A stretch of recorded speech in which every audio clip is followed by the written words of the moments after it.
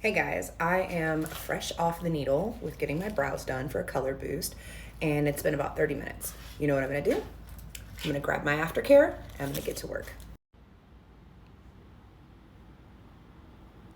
You might notice that you have a makeup wipe in your bag. This is not for your brows or your lips or your eyeliner. This is to wipe your face off because sometimes I don't see all the pigment stains that were left on your face.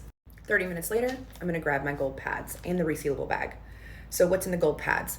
It's got soothing properties, aloe, cucumber, chamomile, because right now, my brows feel like I have a sun. Now, with clean scissors, I'm gonna cut them in half. Why? My brow is not that big, and there's a lot of 30 minutes through the rest of the day. After I cut everything in half, I put them in the resealable bag.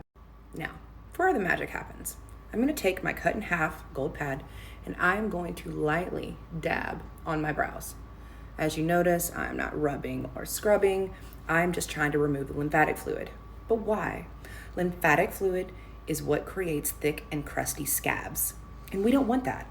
I'm sure I'll get a little flaky, but I want to do everything in my power to reduce the amount of scab. Now, for continuity's sakes, we're going to pretend that I've had my brows done for 24 hours.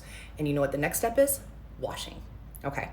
I'm going to take my wash that I was given, and I'm going to either do this over the sink or in the shower very quickly without getting my brows drenched.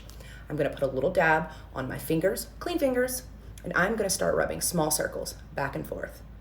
And then I'm going to rinse it off, and I'm going to let it dry. I'm not going to do anything else. No paper towels, no wash rags. I'm just going to let it dry. During this period of time, anything that you normally use on your face, I don't want you to use from here to here.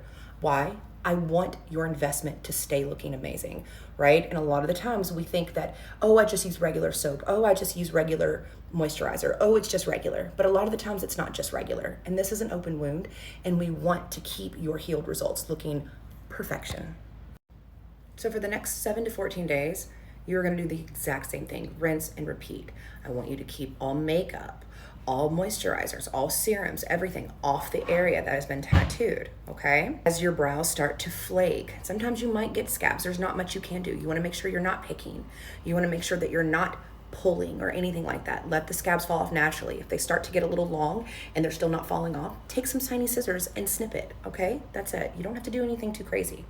I want you to just baby this. It is an open wound. If you're gonna put makeup on, if you use a beauty blender or a brush, I want you to be cognizant. I want you to use your fingers, clean fingers, around your brow area. Why? Because beauty blenders and brushes hold tons of bacteria. Or you're gonna have to get a new one every day, okay? Let's say we're at the 2.5, 3 week mark and your brows are still feeling dry.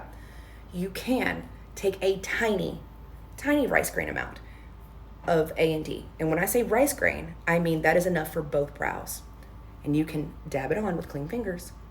But just remember, the more ointments that you use, the more it's going to smother the pigment. And then you're not going to have as true of results as you would if you just did a very thin layer. All right, guys, if you have any questions, you know how to get us, 502-906-6088. Bye.